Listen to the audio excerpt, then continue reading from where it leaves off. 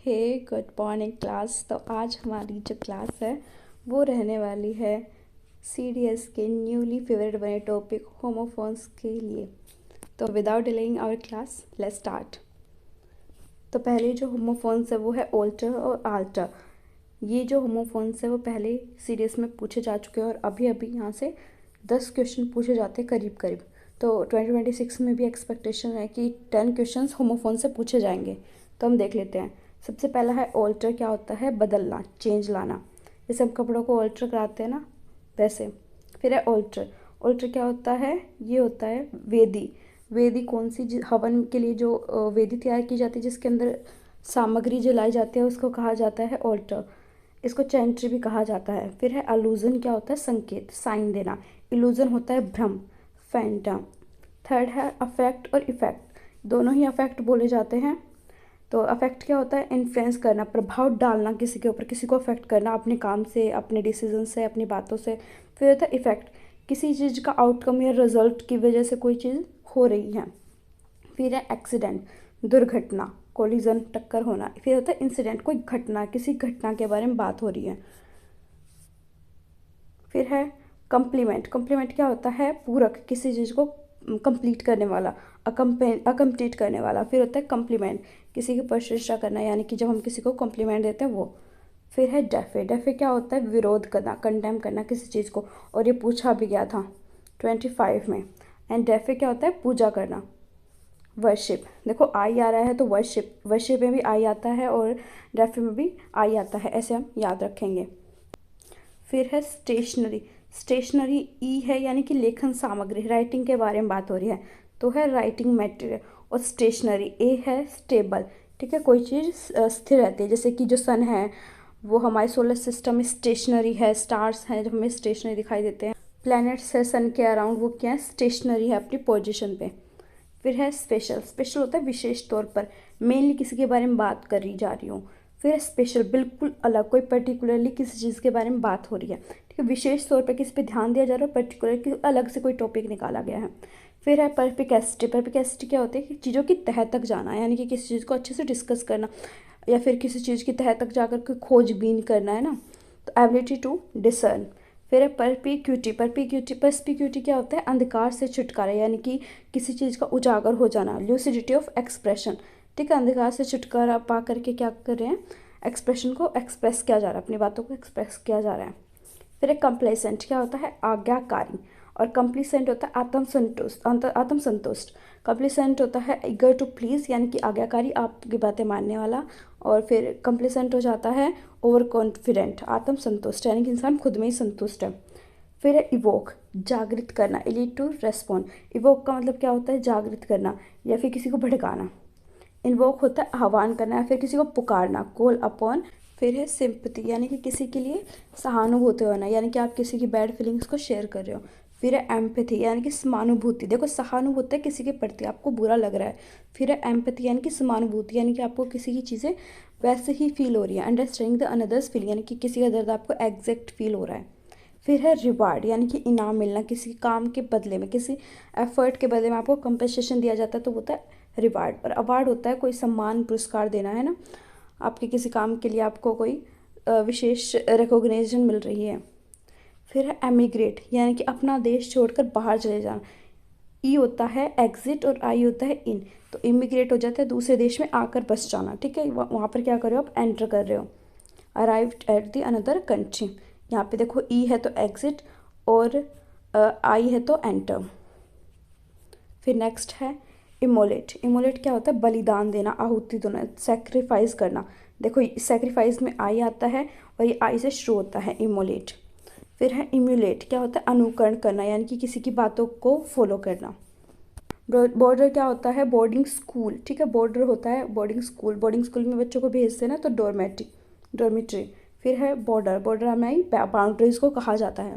फिर है कॉन्करेंट और कॉन्जिक्यूटिव। कॉन्करेंट होता है समकालीन, ठीक है, एक टाइम पे वो एक टाइम पे कॉन्टेम्प्रेरी थे, ठीक है, कॉन्टेम्प्रेरी भी इसको कहा जाता है। कॉन्करेंट यानी कि समकालीन थे, यानी कि समकालीन, एक साथ होने वाला। इंटीमेट कंजर्वेटनेस, यहाँ पे ये गलत है, ठीक है, एक साथ होने वाले को हम बोलते हैं एक टाइम पे होने वाली चीज़ें। फिर है कॉन्जिक्यूटिव यानी कि लगातार, एक के बाद एक, जैसे एक के बाद दो, तीन, चार, पाँच, इस तरीके से हो गए कॉन्जिक्यूटिव नंबर्स। फिर नेक्स्ट है एपिथेट। एपिथेट क्या होते हैं? समाधि लेखन, किसी के बारे में कोई एलेगी लिखी गई हो, रिटन ऑन अ टोम्बस्टोन, इसको कहा जाता है एपिथेट। फिर एपिथेट्स क्या होते हैं? विशेषण, किसी को करके मतलब कि विशेषण दे देना, है ना। विशेषण वैसे क्या होते हैं? संज्ञा सर्वनाम की विशेषता बताने वाले शब्द, तो किसी का डिस्क्रिप्शन देना, विशेषता बताई गई, सैड नेम और सोब्रिक्यूट क्या होते हैं? एपिथेट्स होते हैं। फिर नेक्स्ट है मोरल, इमोरल और इमोरल, अमोरल, ठीक है। मोरल क्या होता है? नैतिक, आप समझ गए, राइट और रॉन्ग में राइट को चूज करना। फिर है इमोरल, रॉन्ग की साइड जाना, वायलेटिंग द स्टैंडर्ड्स। एंड फिर अमोरल, अनैतिक काम करना, lack of concern of right और रॉन्ग, जिसको ये नहीं पता कि राइट क्या है और रॉन्ग क्या है। इसमें मोरल में क्या होता है? आप राइट की तरफ चले जाते हो, इमोरल में रॉन्ग की तरफ चले जाते हो, और अमोरल में आपको पता ही नहीं होता है कि राइट और रॉन्ग क्या है। जो भी आप कर रहे हो आपको लगता है वो राइट, लेकिन राइट नहीं होता है। फिर है पेयर। पेयर होता है जोड़ा, जैसे कि a pair of shoes, a pair of gloves, इस तरीके से। फिर है पियर। पियर हमको पता है नाशपाती एक फ्रूट होता है। फिर है पेयर, यहाँ से ये वाला हमारा पूछा गया था होमोफोन्स का, ये पेयर हमारा पेयर ये भी पेयर, ये हमारा पूछा गया था 2025 में सीडीएस में। तो पेयर होता है एक फ्रूट, और पेयर होता है छोटा करना, किसी चीज़ को शॉर्टन करना है, ट्रिम करना।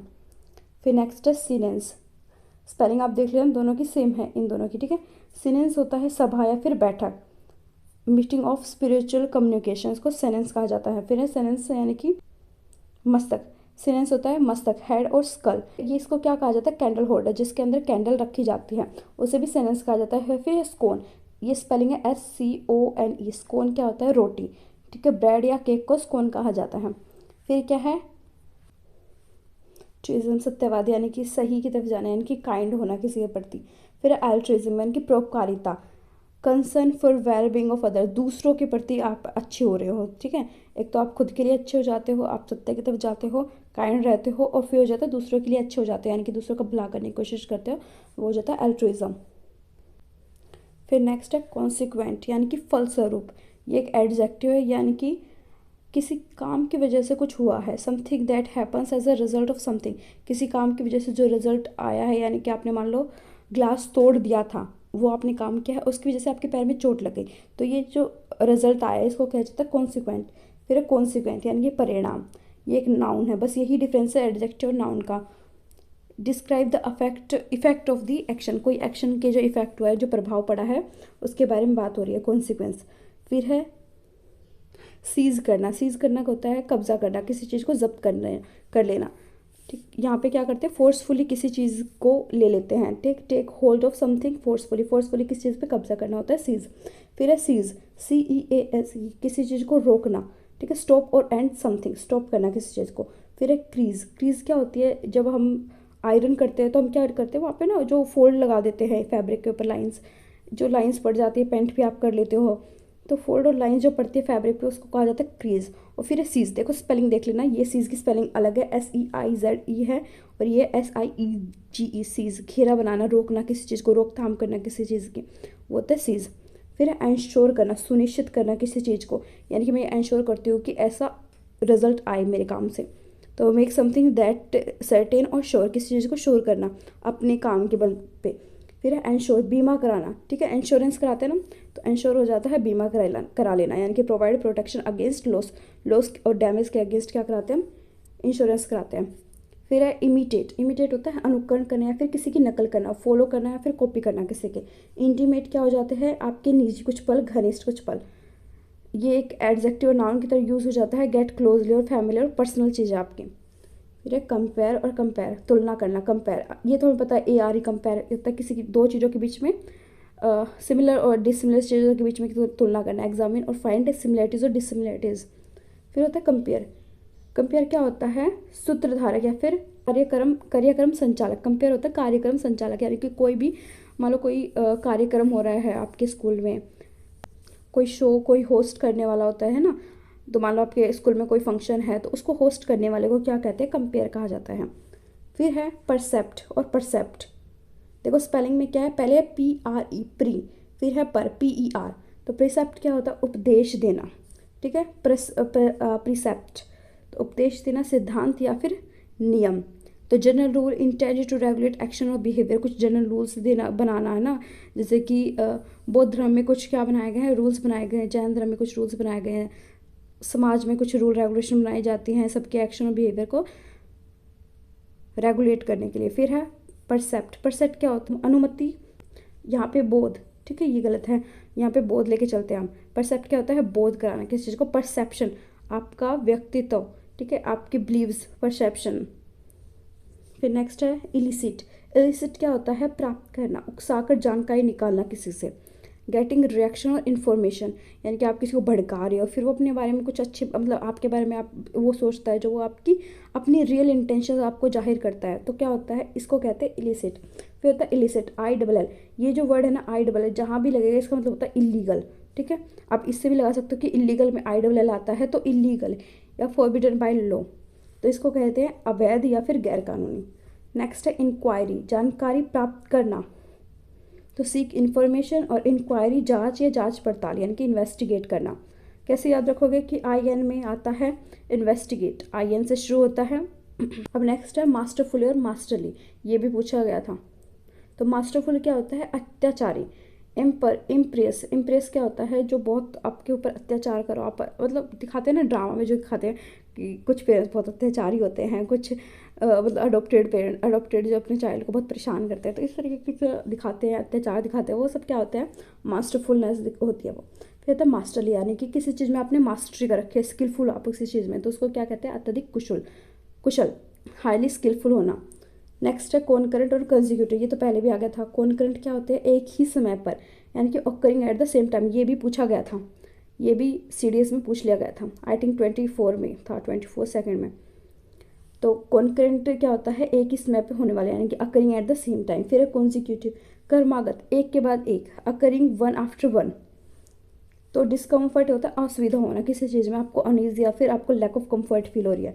फिर डिस्कम्फिट, ठीक है, आप उस चीज़ को लेकर क्या हो? एम्बेरस हो, कन्फ्यूज हो उस चीज़ को लेकर। नेक्स्ट है ऑर्डिनेंस।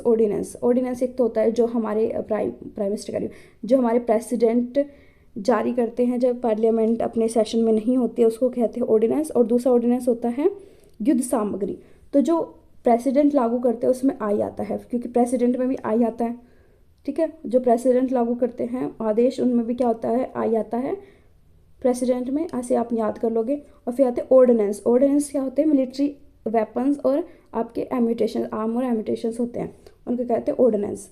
नेक्स्ट है लाइटनिंग, आप इसको ध्यान रखना, ई आता है, यानी कि आप उसको क्या कर रहे हो? लाइटर कर रहे हो, किसी चीज़ को हल्का कर रहे हो, वजन की बात हो रही है। फिर नेक्स्ट है जैसे वेट की बात हो रही है ना यहाँ पे, तो WEIGHT, वेट में क्या आता है? ई आता है। फिर नेक्स्ट है लाइटनिंग, बिजली गिरना, थंडरस्टॉर्म और फ्लैश। नेक्स्ट है लाइटनिंग, इसमें एन नहीं आता, ठीक है। लाइटिंग क्या होता है? प्रकाश व्यवस्था करना, अरेंजमेंट ऑफ लाइट्स, ताकि क्या हो? किसी जगह पे अंधेरा ना हो।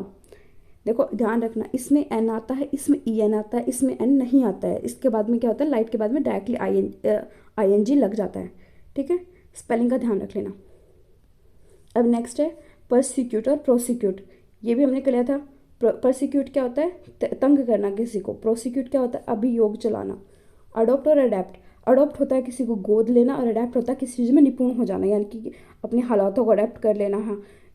इस अडेप्ट वर्ड से क्या बना है? अडेप्टेशन बना है। प्लांट्स और एनिमल्स क्या होते हैं? डेजर्ट में रह के अडेप्टेशन कर लेते हैं।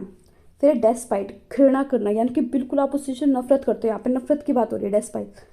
और टेस्ट, ये देखो टेस्ट, यानी कि वो आपके टेस्ट में नहीं आती, तो आपको नापसंद है, जैसे घी आपके टेस्ट में नहीं आते तो टेस्ट है, नापसंद आपको।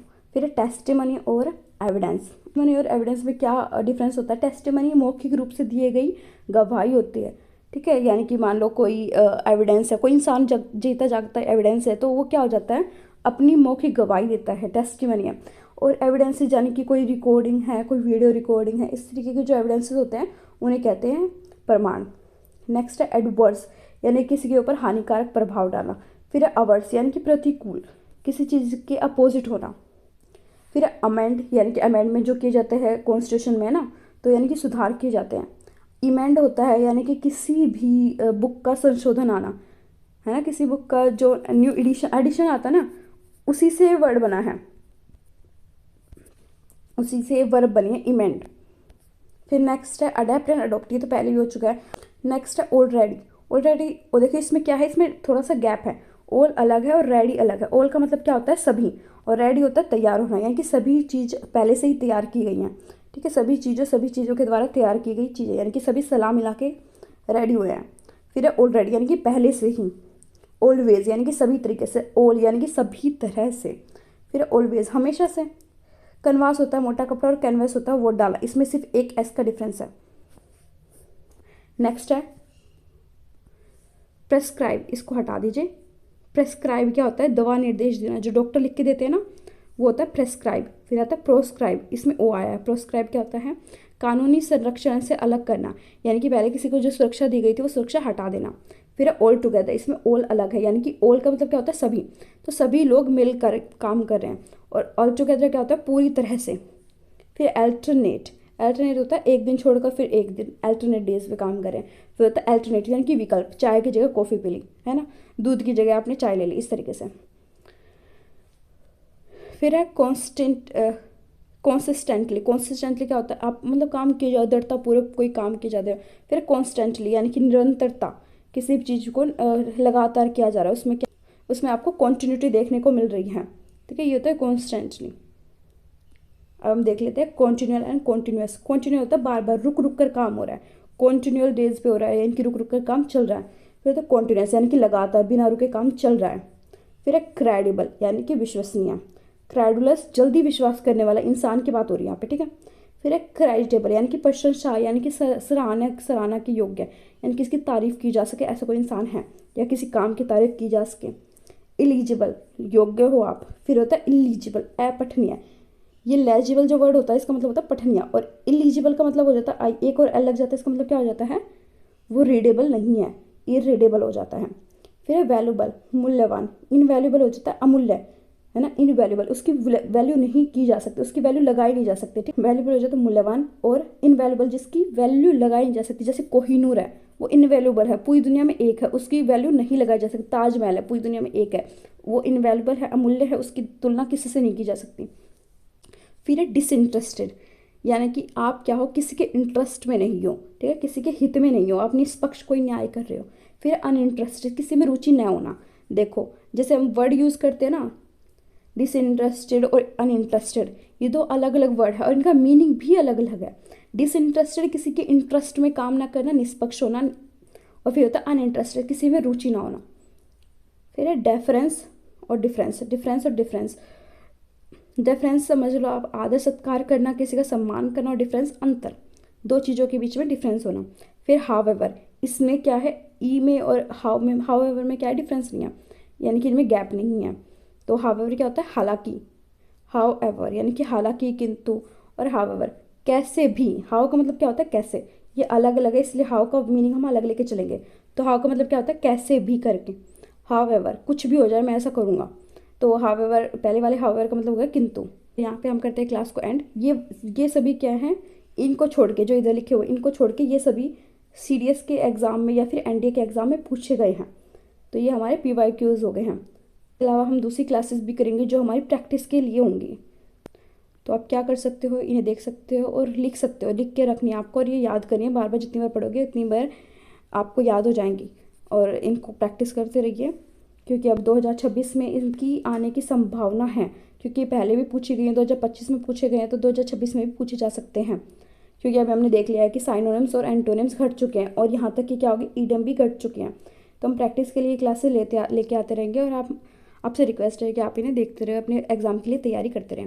ओके, तब तक अपना ध्यान रखिए, टेक केयर, बाय।